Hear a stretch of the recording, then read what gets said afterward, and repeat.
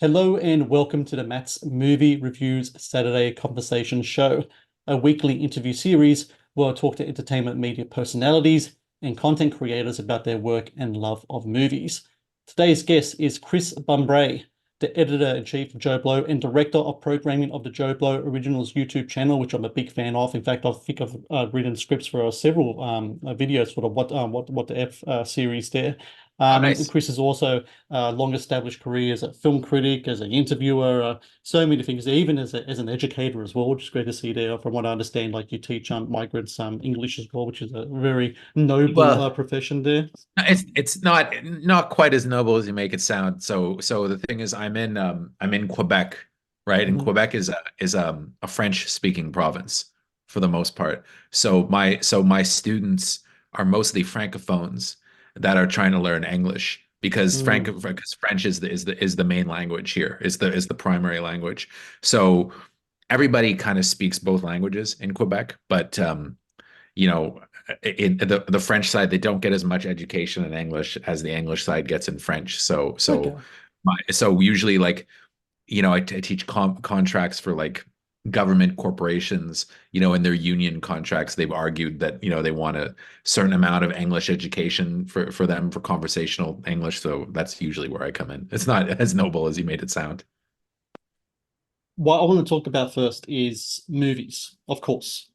Yeah, I think you and I just reading up about us both, and I've noticed this quite a bit of my guests that I had here around the same like age demographic as well as how much movies had an impact on us when we were kids, especially like us, like from like the VHS generation, etc. Yeah. How that era of movies and movie making has such an impact on so many people, and a lot of people I find that I've talked to that were born in that era, the passions for the films that they had when they were kids are still kind of the same movies that they watch when they get older. It's like they haven't really grown out of it or anything. Action Oh films, yeah, horror for films, sure. etc.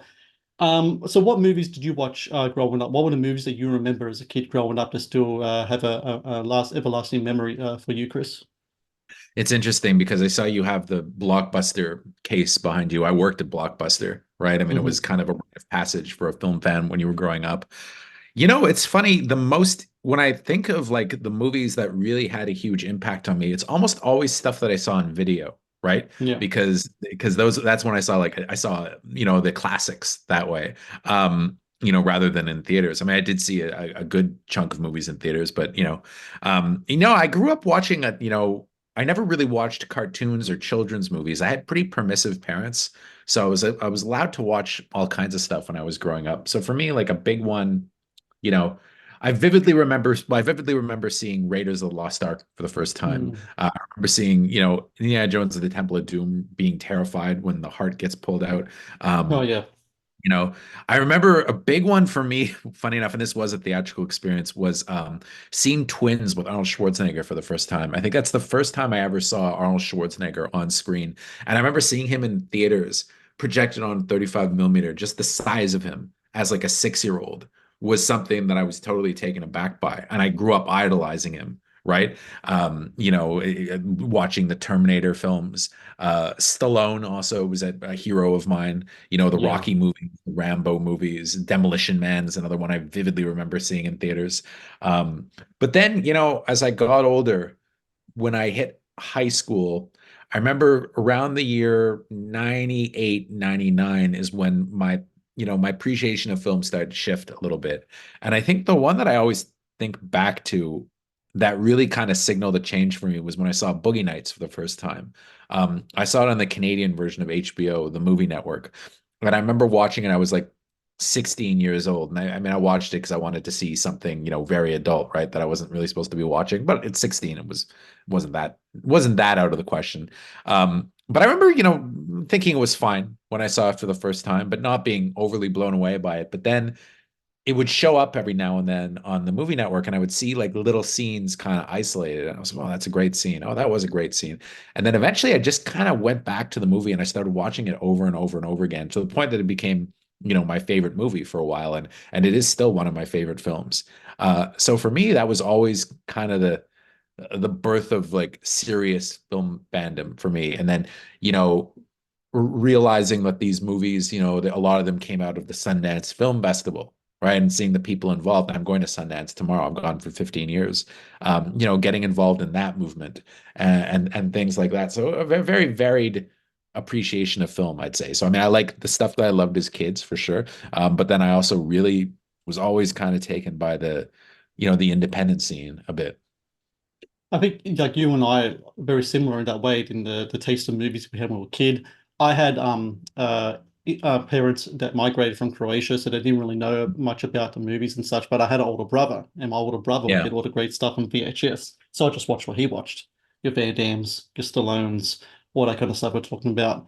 I think in around the same time frame, 99, 2000s, when I first watched Serpico on late night TV. Yeah. And that started my love for Al Pacino. And from Al Pacino came De Niro, Yeah. Scorsese, the 70s stuff, movement, all that stuff. And that's when I started writing about movies because I became so into movies to the point like it wasn't just a fandom, it was kind of like I wanted to get into the nuances of it. I wanted to get into the craft of it. And I was It like, was I got something to say about that. Was it the same it with was you where you wanted to say yeah. things about this, about things, and that's when you started writing about it? It was Taxi Driver for me, like of the Yeah. De Niro Pacino thing, which I saw on TV relatively young. And I remember thinking like, oh, I really like this, and why do I really like this movie? And I'd seen Taxi Driver before I ever saw Goodfellas, and that Mm, was, although I think I'd seen Casino first, though. I think I'd saw that with my parents. And I had seen Carlito's Way when I was really young. mm, And I really loved Carlito's Way. I always really liked Carlito's Way. But it's funny. I'm looking at the posters behind you, and like, those are all my favorite movies, though. The Exorcist, Apocalypse Now, Goodfellas is probably my favorite of all time. yeah. Jaws, Heat. It's funny. The only one I have a bit of a hard time watching now is Ghostbusters. Not that I don't still love it. I always loved it. But just all the stuff that came out about Bill Murray. I don't know. There's something about him now that I find kind of. He was a hero of mine, but I find that now I have a difficult time almost watching him on screen just because Mm, it wasn't even the sexual harassment stuff. It was just the fact that he was apparently such an asshole behind the scenes, yeah. Yeah, and, and that's what I abusive heard as to well. Yeah. everyone. And that was, for me, that's just, I look at his face and I look at the smugness in his face, and I have a hard time with that now. I don't know why, because there are plenty of other people out there that I can still watch that have done worse things than he has. But yeah, like every movie that you have behind you, those are all like favorites of mine. Heat, of course. I love Michael Mann, Mm. so yeah, of course, that's pretty similar. When I started writing, I think well, yeah, blogging was what I first started doing, but it was important to me to be able to write for a publication. So I wrote for free for like a year, just so I can Yeah, get like some credits under me and such. And then I wrote for print publications, while a lot of them are still around here in Australia. And to me, it was really important to get that type of writing to underneath my belt. It was funny though, looking back now on my writing back then as it is to now, it was such a evolving process about how I approach writing and how I write, etc. Was that the same thing for you as well? When you first yeah. started writing your film reviews as compared to now, did you find that just throughout the years, as you're getting more experience, you're watching more movies, and you're putting more words to paper? Like I write on pad. I always do my drafts on pad first. Um, did you find that your writing process was just changing over the years, and from that changes as well? Do you ever look back at your initial writing and think to yourself, "Oh, I don't know who that guy was"? Yeah. So my process has never changed because my process has always been stream of consciousness, right? I Right. know that a lot of people are very kind of precious about what they write, but I never have been. For me, it's always a stream of consciousness. I just spit it out and then I kind of go through it and I correct it and I make sure that, and I read it back to myself. And I want my reviews always to sound like I'm talking to you about a movie, right? I don't really consider it like literature or anything like that. I'm not precious about it in that way. But that said, I remember my first reviews I was writing for Rec Arts Reviews, which was a Usenet group back in the late 90s. And I remember as a Mm, teenager writing two reviews for them that I just put up randomly, Mask of Zorro and Lethal Weapon 4, which are still out there. They're still on Rotten Tomatoes. Right, because when Rotten Tomatoes started, they took all of the reviews for Rec Arts and they made accounts. And that's one of the ways I was able to get into Rotten Tomatoes so easily, like mm, pretty much from the start of my career, because they had already set me up with an account because I'd written those two reviews when I was a kid. But if you read them now, I mean, they're ridiculous, and pretty poorly written. Although grammatically not so bad. But then, I wrote for my school newspaper in high school. I remember I wrote one of the first reviews I wrote was a review of The Corruptor with Chow Yun-fat, Mark Wahlberg, movie I loved Yeah. back then for some reason. And then I wrote for we have a thing, CJEP, which is like mandatory junior college. I remember writing for them, and that was when I first got into seeing press screenings. Like the first press screening I ever went to was the one with Jet Li, and then Right. Blade 2. And I remember being very excited to see Blade 2 on a Monday morning at 10 a.m. before it opened on the Friday. I thought that was the coolest thing ever. Um, but when I started writing online, I didn't write for a long time unpaid. I wrote once for a very small website called World of KJ, which kind of hooked me up on the press screenings. But I had known them because I worked for Paramount Pictures in Montreal as a marketing rep for them very briefly as a student marketing rep because they used to hire campus marketing reps, one in each big city in Canada, and I was the Montreal guy. Right. And what we would do is we would set up like screenings for critics and just take notes and then go and watch the trailers every week and mark down how people are reacting to the trailers at our local movie theaters. But I did this when I was like 18, 19. So I got to know people that way though, and I got to know critics. And I worked briefly for a website called Ion Cinema, which is still opening, which is still around in Montreal. And I didn't really care for the site, but the guy was a great guy, and he told me I should look up JoBlo because the guy lived pretty close to me in the West Island of Montreal where I lived. So I sent Berge, the guy who runs the site, an email, and didn't hear back from him for like a year. But then one day he said, "Listen, I've been really sick lately. I can't make a screening in Montreal. Do you want to go for me? And it could be like a tryout." And I was like, "Okay, fine." He was very much a completist at the time, wanted every major movie reviewed. So I remember I went to see The Martian Child with Mm. John Cusack. It was my first assignment for him. And I saw it, I wrote my review, and he was like, "Oh, good job." And then he sent me to a couple others. I remember I saw, I think Control, the Joy Division movie. I saw that early. I saw Juno early. And then it just became a thing. I started going to more and more and more movies for him. And then eventually I became a regular film critic for Joe Blow. And he started sending me to TIFF, he started sending me to Sundance. Um, and I mean, my writing was rough at first, even though I'd done my degree in journalism. I just had such little attention to detail that it would be full of grammatical mistakes and dashes. I remember so many dashes. Um, and then I only really got, I guess, to be a competent writer as time went on. And I became a little bit more, I was dating a girl at one point who was like a grammar Nazi. And she was like, "Your writing really sucks." And I remember I Right. was like, really upset. And I was like, "Well, how dare you say that to me?" When we broke up, that was her thing. She was like, "Your writing sucks." And then that was what encouraged me to become a better writer, funny enough. Right. And now I think I'm a decent enough writer. And thank God for tools like Grammarly, Mm. that real lifesaver. Um, but I mean, it's a ongoing process. I mean, because I look back at myself when I was 25 when I started, and I don't really recognize that person or that person's opinions as much anymore.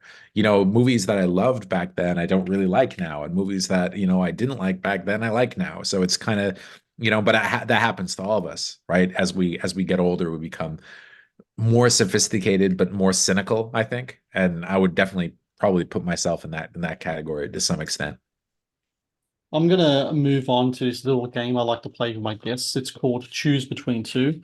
So what I'm Okay. gonna do here, Chris, I've got a couple of questions I'm gonna throw your way, which I tried my best to kind of like really cater to the tastes of Yeah. my guests. So I'm gonna give you two options. You're gonna choose between two and just give me a little bit of a explanation Sure. as to why.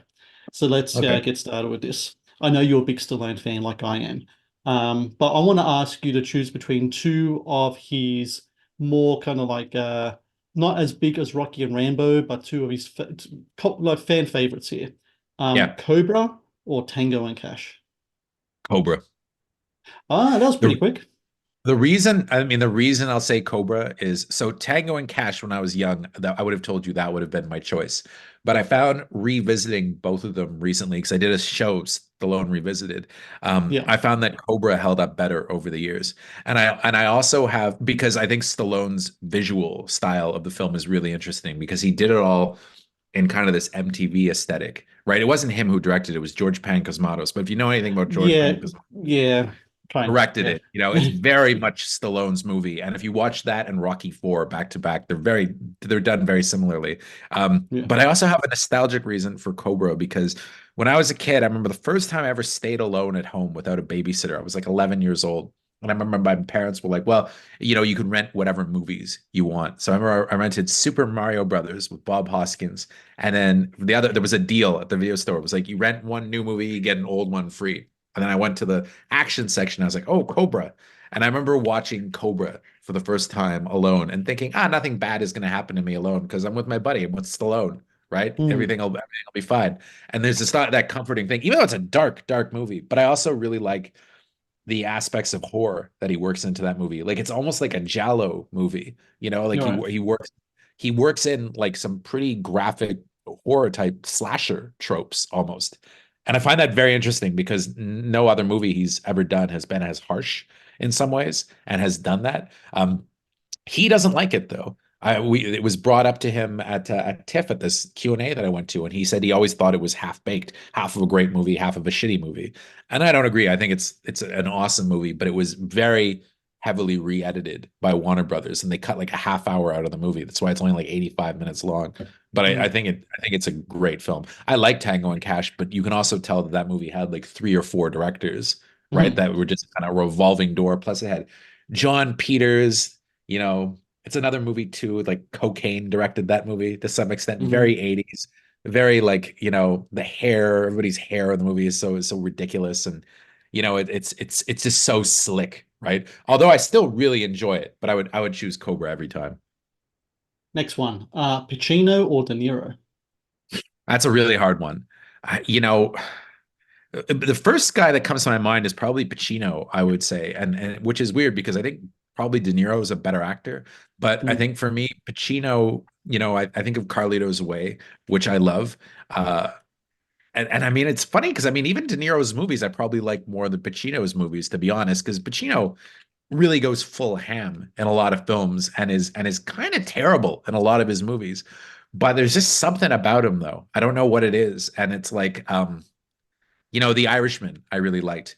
But I found that when you watch that movie, like Pacino really almost wipes the floor with De Niro in that movie, right? Like he's right. so much better in it. And it's the same thing.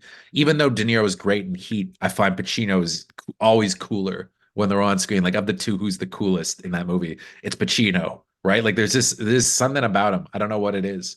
But I mean, I love both of them almost equally. I mean, but it's funny. I mean, even De Niro's movies I like more than Pacino's movies. Like Goodfellas, probably my favorite movie, and he's not in it. But my mind just immediately goes to Pacino. I don't know why. I think with the movies versus performance thing, that De Niro, of course, he's got the Scorsese connection, but I think the filmmakers that he worked with as well are much more of a higher kind of They trajectory are. of They are. They filmmaker compared to absolutely are. Pacino. They absolutely are. But it's like as a movie star, I don't know. Yeah. It's Pacino. I just don't even. I don't even know if I could quantify it. Like how I feel about the difference between the two of them. It's just strange. When I play a game like this, it's the first thing that comes to my mind is the answer that I have to go for, and I don't know why, but it's Pacino. Probably largely because of Carlito's Way, though, because that to me that's one of the great movie star performances. Like nobody's Yeah. ever been cooler than Al Pacino is in Carlito's Way. And just a controversial opinion, just mine, but I actually prefer Carlito's Way over Scarface as well. That's Oh, just my and me opinion too. too. It's not even close for me. I think Carlito's Way is significantly. I like Scarface, but Me too. Carlito's Way to me is one of the great gangster movies of all time. I know that we were just saying before, like you were around that time where Sundance is really picking up in the independent scene, and two big Yeah. names came from the independent scene of the 90s. Quentin Tarantino or Paul Thomas Anderson, which of the two do you prefer? Uh, it, that's another one that's weird because like Paul Thomas Anderson directed probably my second favorite movie of all time, Boogie Nights. But I have to say Tarantino, just because I think Tarantino, as a film fan, and just as somebody who's pushed the discussion of cinema further than anybody else, it's him, especially for his podcast, the Video Archives podcast that he does with Roger Avery. And I think the thing about Tarantino is he's legitimately a great guy. I met him. He couldn't have been nicer. Very approachable, which I wouldn't say about necessarily some of these other auteurs. He's very approachable, very laid back, just loves movies and loves to talk about movies. Will talk to movies about you if you go up to him. He doesn't like to talk about his own movies, but if you go up to him and you say, I saw this great movie on TV the other night and it's something obscure from the 70s, he'll be like, oh, yeah, yeah. And he'll get really into it. And and just the fact that him and Avery had that, that fraught relationship for many years, but then Avery had a really kind of dark period in his life where he went to jail. And when he got out, Tarantino was there waiting for him. And he's like, let's start a podcast. And then the fact that they were able to reconnect and bring Avery's daughter in, to me, that's moving. And that shows that Tarantino is one of the rare guys out there that I would say, is legitimately a good person, regardless of whatever you say. He has controversial opinions and and he's got an ego, that's for sure, but it's almost deserved in his case. And I think that when it comes down to it, he's one of the more genuine people in Hollywood. You're at the cinema. What's your go-to snack? Popcorn or candy? I don't do either, to be honest. Like, because I see Okay. so many movies. If I was to, I get really fat. I do like popcorn now and then, but typically when I go to a movie, it's in the morning at a press screening, and it's always coffee and a croissant is what I always Yeah. bring in. That's my movie snack these days. And sometimes I saw The Beekeeper the other day in a matinee, and I snuck in some sushi. I tend to always Mm. sneak food in because I don't like movie theater food, and I'm always chugging coffee when I'm watching a movie every time. Last one, streaming or physical media? Oh, I mean, I'm a physical media guy. I can't afford it necessarily, but the thing about streaming, and I've always told people this, is that, you can, even if you buy something digitally, in some ways it's a long-term rental. It's not Mm. necessarily something that you own, whereas physical media, you own it. And I've been doing kind of a series recently about movies that are surprisingly hard to find, and there's a lot Yes. of surprisingly big movies out there that you can't get anymore, like Cocoon. You'd think Mm. Cocoon would be an easy film to find because it was such a big hit when it came out in the 80s. The sequel is everywhere, but the original is not. And that's a very strange thing to me. And that tells you about, I've even kept all my DVDs. I got rid of the cases and I keep them all in binders. But it's like I like to have a good base of physical media so that, if ever these streaming sites just vanish and take everything down, at least I've got my favorite movies that I can go back to. I want to move on now to something else that you've become known for, especially with Joe Blow, which is your interviews. You've Yeah. become kind of like the go-to guy to interview a lot of the big actors, filmmakers for these I don't know movies if that are I'd go coming that out. far, but I do. The benefit thing is I'm the editor in chief, so the benefit of that is I get to cherry pick kind of the ones that I want to talk to sometimes. So if something comes up and they're like, "Oh, Stallone's doing interviews," like, yeah, I'm doing that. I I try to I be just watched. respectful though. I try Yeah. to be respectful of people though, like you know, um, yeah, it was somebody's a big fan of somebody, and they're gonna, and I always try to choose the right person to interview people. But I like the old school guys, so I like to do that kind of thing. One of my favorite guys to talk to is Rennie Harlan, and Mm. and Don Johnson. That was a great interview. But the junkets, it's hard when you only have like 5 minutes to do a good interview. I like to have a nice leisurely 15, 20 minutes to talk to them, usually about some small movie that they're promoting, because then they'll be more eager to actually speak to you at length. When you approach your interviews, like when you first started doing the SNL, like I still remember my first interview that I had with a filmmaker back in 2008. It was an Australian film. Um, and I remember Fun just being movie. so nervous. It was a movie called Hey Hey Esther Blueberger. It's a very Huh. Australian title for a movie. Tony Yeah. Collette was in it. She played a supporting role in Oh, it. cool. Um, and I remember being so nervous talking to the director because it's like it was like, for me, it was just like, talking to like almost like, I don't know. I don't remember what this director's name is. Could have been, Martin Scorsese for all I cared back in the day because it was the first time doing it. I had my little tape recorder and everything ready to go.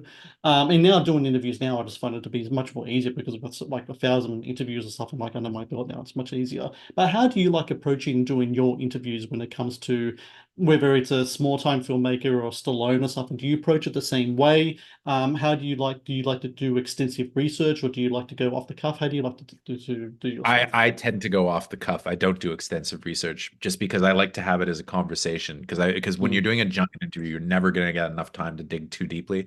I try to think of one question that nobody else has asked them or that's interesting enough, but sometimes it's hard because sometimes they don't want that kind of question. They just want you to toe the line.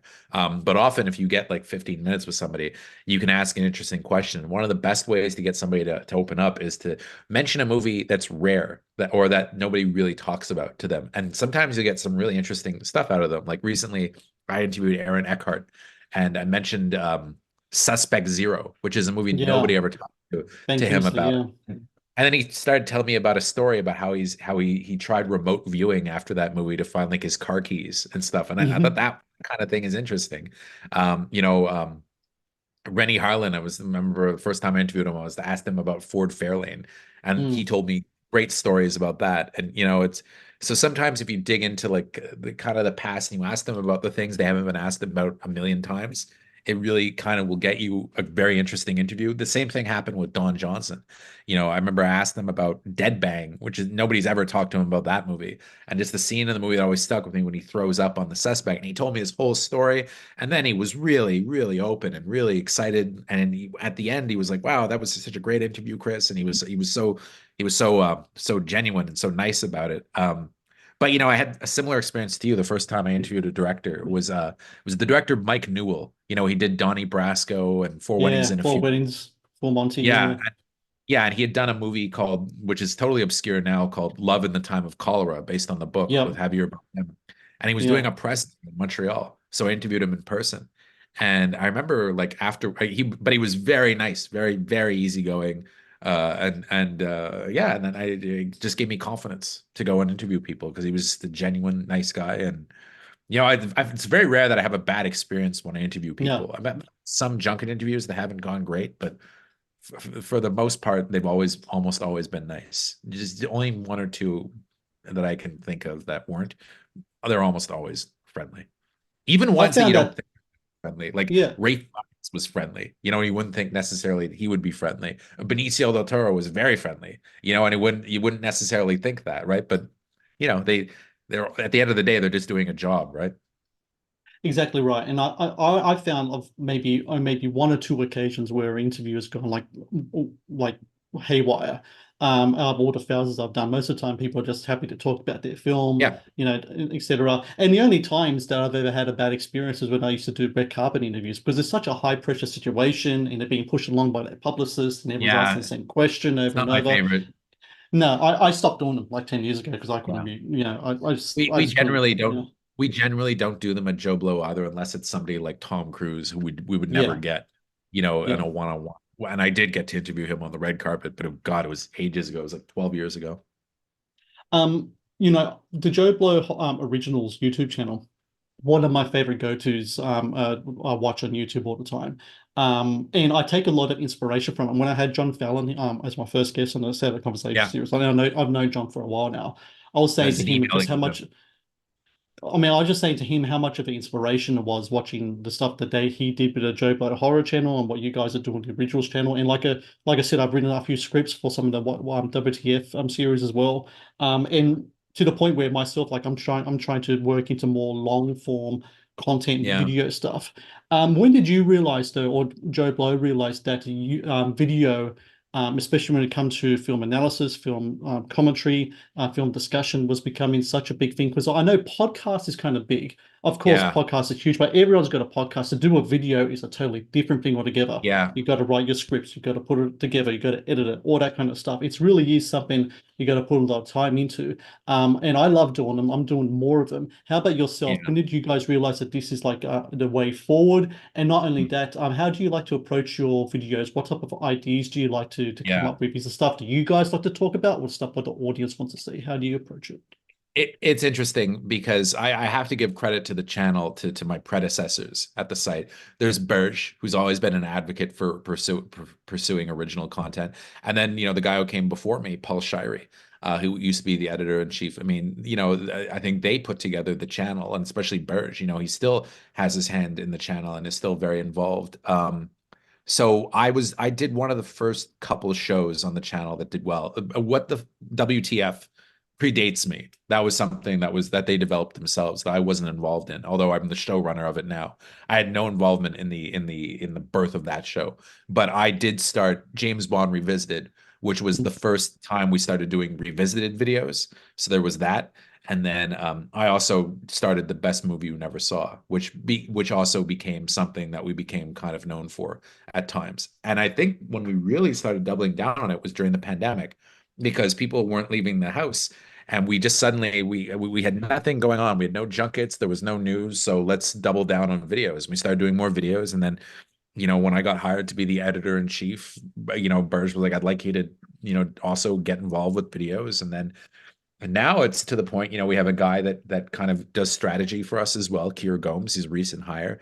I have my Bersh is good at that he kind of gives me freedom kind of to do. So the admin stuff, I have people that I answer to.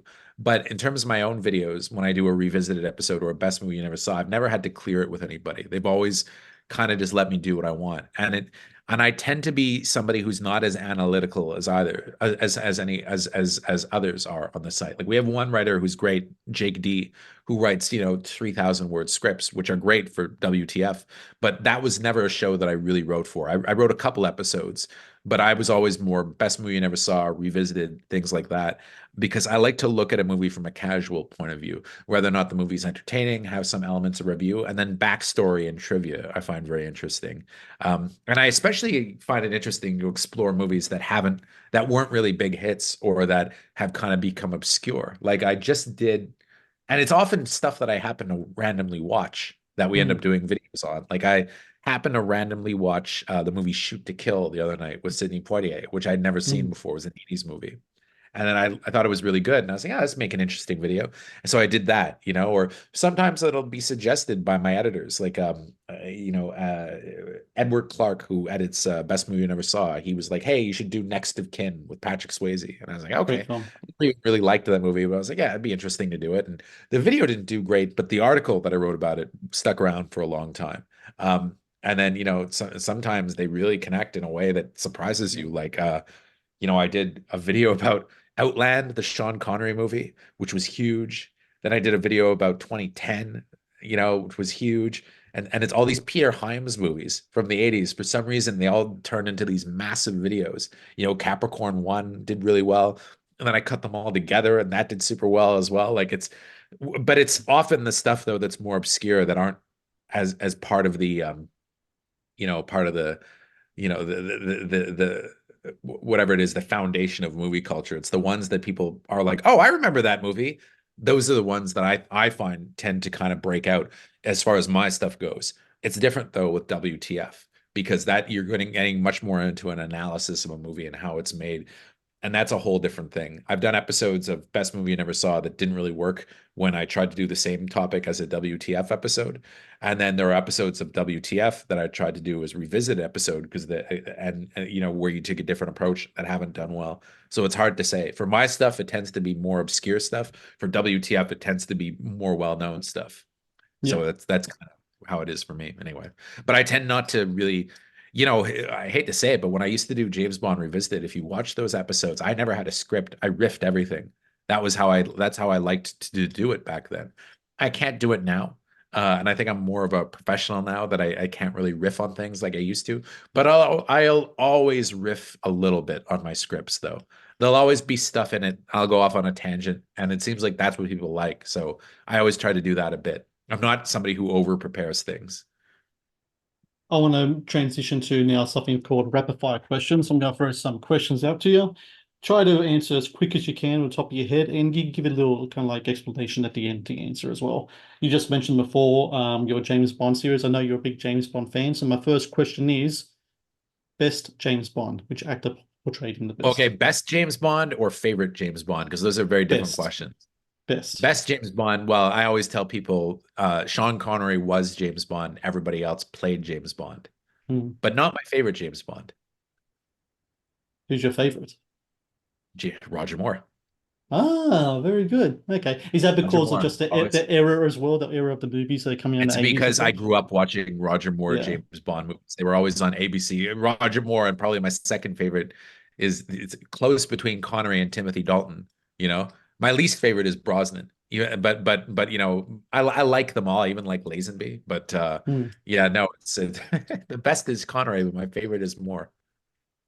Might be a bit tricky one, this one. Best Canadian movie or best movie from Canada. And when I mean when the definition that I have for this, shot in Canada, filmmakers Canadian, characters Canadian, like something that's to the Very cultural identity of Canadian. the country. Yes, very Canadian. Well, Okay, so recently I would say, because I find English Canadian movies aren't great. Quebec movies are Mhm. better. French language Quebec movies are pretty good. But in terms of recent movies, I think probably Blackberry is my favorite. Like I think that was a Okay. great Canadian movie. Yeah. But if I look back, like I would say probably Scanners is my favorite. Followed by Videodrome. I think that David Cronenberg is our one of our greatest filmmakers. Also Incendie by Denis Villeneuve is a great Mhm. one too. Those are, I would say, those are my top favorite ones though. Usually genre stuff though, because we have that Canuxploitation era that I find Yeah. kind of interesting. Like I enjoy movies like Prom Night. I don't know if I'd say they're great cinema, but I do enjoy that kind of stuff, that kind of junk because we used to watch it. And another one that's really great is The Silent Partner, Mhm. which is Ellie Gould's in it, and he's American, but it's really Christopher Plummer's movie as this evil department store Santa Claus that robs a bank, and it's just is the darkest movie, and it's all set at the Eaton Center from Toronto, and it's like a horror movie meets a thriller, and it's a fantastic film. Next one is Die Hard a Christmas movie? Of course. And to me, that's such a debate that's kind of been overplayed at this point. It's always been a Christmas movie. You don't have to only watch it at Christmas. It came out in the summertime, but a lot of Christmas movies are like that, like Batman They Forever. I do. think you can watch Die Hard any time of year, but it's certainly a Christmas movie, and it even has a very Christmassy message to it. See, I can't get on that bandwagon. I don't know what it is. Really? It's something about whenever I watched it, I never thought, oh, this is a Christmas movie. I mean, I thought it was a movie set during Christmas, but I never thought it as a Christmas movie. Now, to me, And well, I don't think it was intended to be a Christmas movie, though. no, That's the thing. I think it became a Christmas movie, but I know that the intention was never to make it a Christmas movie. I think by people, though, the audience is the ultimate decider of these things. And I think it's not only is it a Christmas movie, I think it's probably the Christmas movie. Next question. We talked about interviews before. Legend, living or passed away that you would love to interview. Legend living passed away. I mean, I always wanted to interview Burt Reynolds. I always thought that would Mm. have been a good interview because I feel like he'd have a lot to say.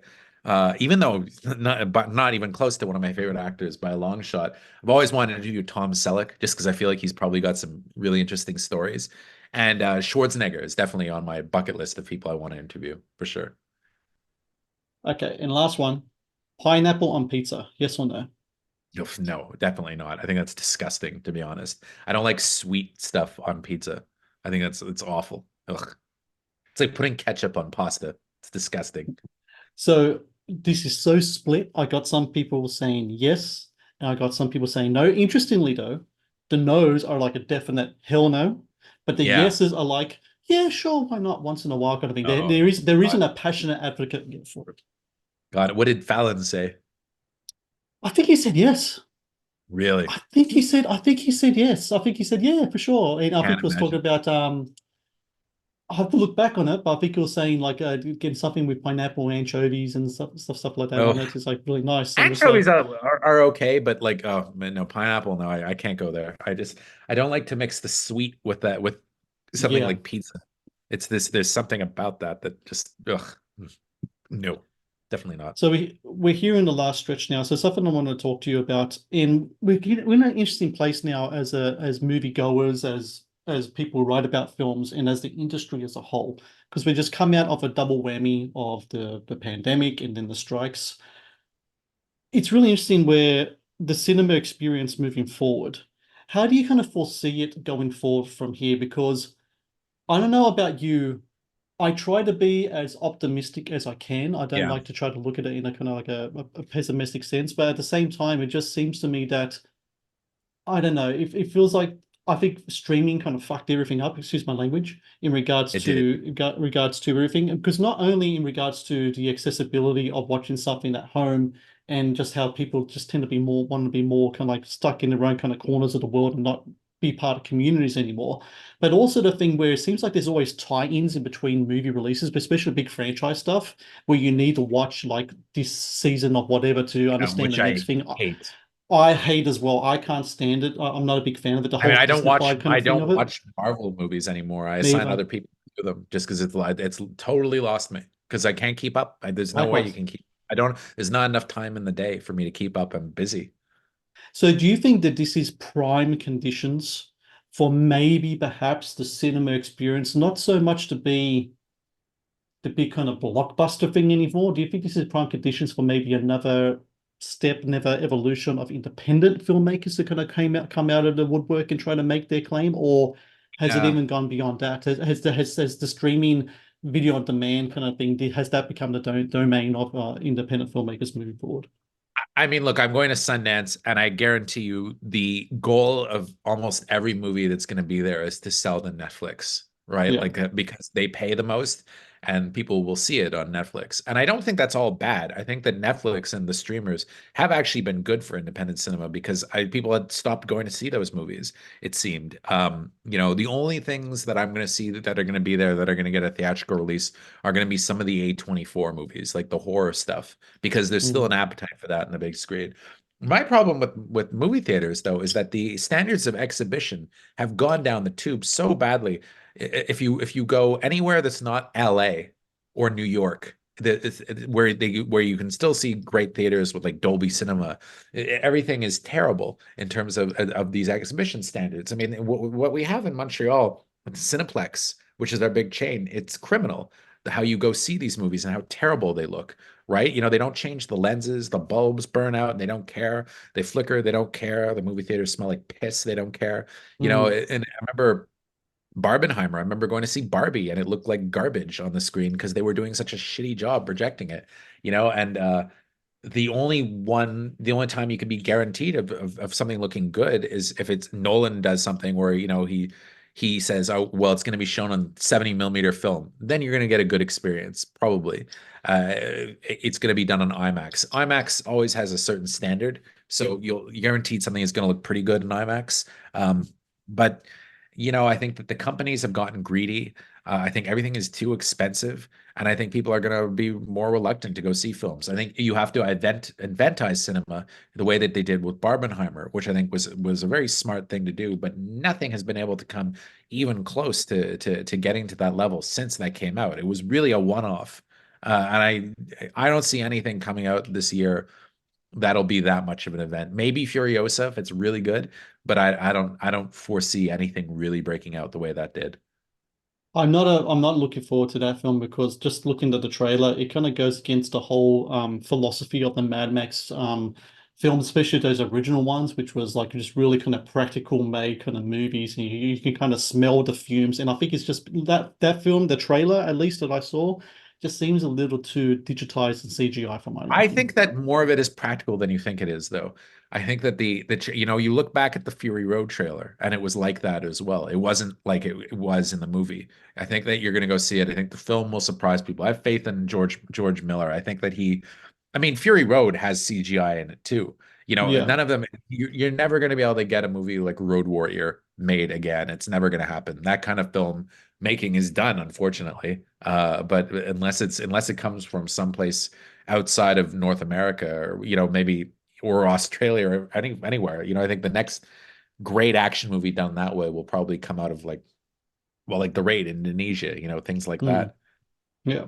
And just to just put a caveat on the whole cinema experience, maybe the thing that's needed more than ever is to have the cinema experience to be a little more personalized, a little more intimate, a little more, let's bring projectionists back. Let's bring hosts back. Let's have it kind of like when you go to the cinema, it's not that you just go into a place where you can scan your ticket and sit where you are, and Yeah. the only people you see is maybe the person leaving with the garbage bag, clearing out the rubbish afterwards. Maybe have, ushers, maybe have that kind of thing. Maybe bring it back more old school. I don't I know. Maybe that's an idea. I find it's funny what you say. There is some truth to that because so if I think of my favorite cinema here in Montreal, it's a place called Cinema Moderne, which is basically it's a bar with a small cinema in the back, and they show repertory or old movies, and it's all digital too, but there's something so charming about it because it's so small and the projection's always very good. It's always like 4K DCPs, Dolby Atmos.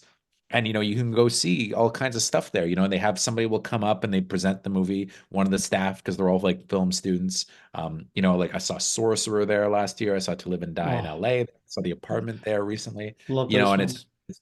Yeah, and it's just very kind of charming when you go, and it's going to look good, and it's always sold out too, which is great. And I think that Netflix, to give them credit, I think they help support theaters like that because they four-wall those theaters. So like something like Maestro, they'll pay the theater for a full booking of that movie. And then they'll run it. And that's a good way for them to keep afloat. You know, I remember they showed the Irishman there for months and months and months. And every screening was full too, because that was a place where you could go see them on the Yeah, big screen. So to yeah. give Netflix some credit, I think that they're excellent for places like that. So, Chris Bumbray, I thank you so very much for your time today. Everyone out there listening, please do go to JoBlo. It's my favorite like movie review website I always JoBlo. go to. JoBlo. JoBlo, and also check out JoBlo Originals YouTube channel. I'm going to have the links for everything down here. I'm going to have Chris. I'm going to have your socials in the description as well, so people can follow you on X and wherever Right. else you have your followers out there. And look, I so appreciate your time today. I'm a big fan of the work that you guys do at JoBlo and what you've been doing with JoBlo Originals on YouTube as well. You guys are doing great work there, and always look forward to seeing what you come up with next. Because like I said, I'm a big fan of your writing and the work you're doing behind the scenes as well. And I said, thank you so very much for your time Thank you today. very And much. yeah, and best of luck over in Sundance. I hope it goes well for you. Thank you. Thank you. I'm looking forward to it. It's an early flight, so I'm going to go to bed now, probably. Thank you for watching the Matt's Movie Reviews channel. Please subscribe for more reviews, podcast interviews, and exclusive content. Also, if you would like to request a review and support my work, please join my Patreon via the link in the description below.